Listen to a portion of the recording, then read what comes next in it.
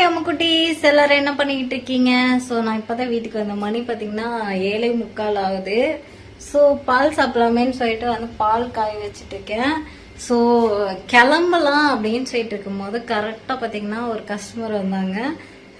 அவங்க 2 பேர்த்தையும் முடிச்சுட்டு வரதுக்குள்ள நேரம் ஆயிடுச்சு. சரி ஏதாவது சாப்பிடணும் இல்லையா, அதனால வந்து ஒரு ரஸ்க் பாக்கெட்டும் பாலும் வாங்கிட்டு வந்திருக்கேன். ஸோ சரியா நான் வந்து இன்டேக் சாப்பாடு வந்து நிறைய சாப்பிட மாட்டேன். ஸோ இந்த மாதிரி சாயந்தரம் 6 மணிக்கு மேலே ஒரு பால் இந்த மாதிரி சாப்பிடும் போது கொஞ்சம் இதாக இருக்கிற மாதிரி இருக்கும். அது குடிக்கல கொஞ்சம் சோம்பேறித்தனமாக இருக்கிற மாதிரி இருக்குமா.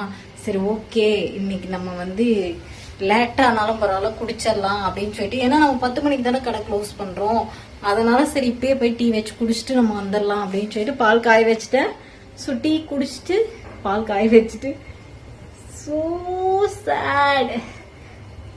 பால் கொஞ்ச நாளா பால் தான் குடிச்சிட்டு இருக்கேன். ஆனா டீ ரொம்ப நாளா குடிச்சிட்டு இருந்தனால அதே வார்த்தை வருது. பால் குடிச்சிட்டு ரஸ்க்கு தொட்டு பால் குடிச்சிட்டு நம்ம கடையில போய் உட்காந்துக்கலாம். இன்னும் 2 ஹவர்ஸ்க்கு மேல இருக்கு இல்லையா, நம்ம கடை க்ளோஸ் பண்ற வரைக்கும் அங்க இருக்கலாம். ஸோ என்னோட ட்ரெஸ் எப்படி இருக்குன்னு சொல்லுங்க. என்னோட கஸ்டமர் இன்னைக்கு வந்து செம கியூட்டா இருக்கு அப்படின்னு சொல்லிட்டு போனாங்க அந்த ட்ரெஸ் எனக்கு. ஸோ நீங்க எப்படி இருக்கு அப்படிங்கறத சொல்லுங்க. இதோட அவுட்ஃபிட் வந்து கடைக்கு போய் எடுக்கிறேன், ஏன்னா இங்க டைப்பட் இல்லை என்கிட்ட. பால் பொங்க போகுது, பொங்கிச்சு அடுப்பு நாஸ்தி ஆயிரும். ஸோ டீ போட்டேன், ரெஸ்ட் ரூம் போயிட்டு வந்துட்டேன், பால் காய வச்சுட்டேன். பாருங்க, வாங்க எல்லாரும் பால் சாப்பிடலாம். ஸோ காய்ஸ், நான் வந்து இன்னைக்கு ஒரு முக்கியமான விஷயம் சொல்றதுக்காக தான் நான் வந்து வீடியோ ஷூட் பண்ணேன். இப்போ ஒரு கஸ்டமர் வந்தாங்க இல்லையா, அவங்க வந்து ஸ்கின் 2 பேத்துக்குமே வெந்து போன மாதிரி அப்படியே பார்க்க சலிக்கல, அப்படியே கருப்பாயிட்டாங்க. ஸோ எதனாலன்னு பார்த்தீங்கன்னா மெடிக்கல் ஷாப்பில் வந்து ஸ்கின் சைன் இந்த மாதிரி ஸ்கின் கேர் க்ரீம் ஒயிட் ஆகிறதுக்குன்னு சொல்லிட்டு வாங்கி போடுறீங்க இல்லையா. ஸோ அதெல்லாம் தயவு செய்து நிப்பாட்டிக்கோங்க. அது நிப்பாட்டலைன்னா உங்களுக்கு சைட் எஃபெக்ட் வந்து நிறைய வரும். நானும் வந்து மெலோஸ்மா க்ரீம் ஃபர்ஸ்ட் ஆரம்பத்தில் போட்டிருந்தேன் பிம்பிள்காக.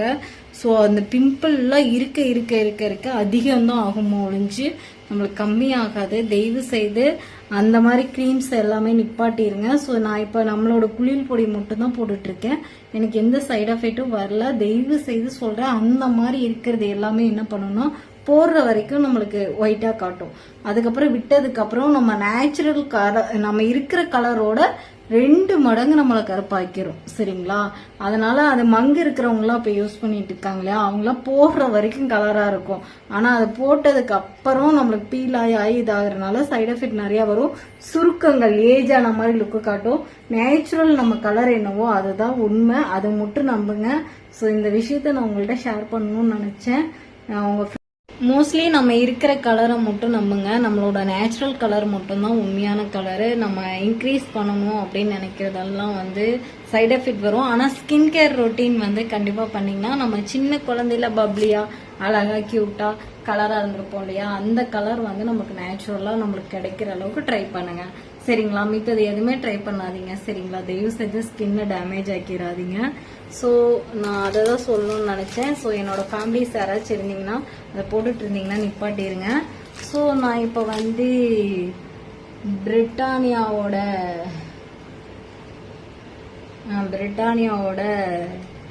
சூப்பரான ரஸ்க் எடுத்திருக்கேன். பாலில் தொட்டு சாப்பிட்டா செம்ம டேஸ்ட்டாக இருக்கும். மீதி இருந்துச்சுன்னா நம்ம மீனுக்கும் சீனுக்கும் கொடுக்கலாம். சரிங்களா? இப்போ அவங்க 2 பேர் வரல, இப்போ நான் சாப்பிட போகிறேன். வாங்க எல்லாரும் பாலில் ரஸ்க்கு தொட்டு சாப்பிடுவோம். ஸோ சாப்பிட்டுட்டு கடைக்கு போயிட்டு வேறு ஏதாச்சும் ஒரு சின்ன இது இருந்தால் எடுக்கிற கிளிப்பு. சரி ஓகே காய்ஸ், எல்லாத்துக்கும் பாய். ரஸ்க்கு வந்து பாலில் தொட்டு சாப்பிட்றேன், செம்ம டேஸ்ட்டாக இருக்கும்.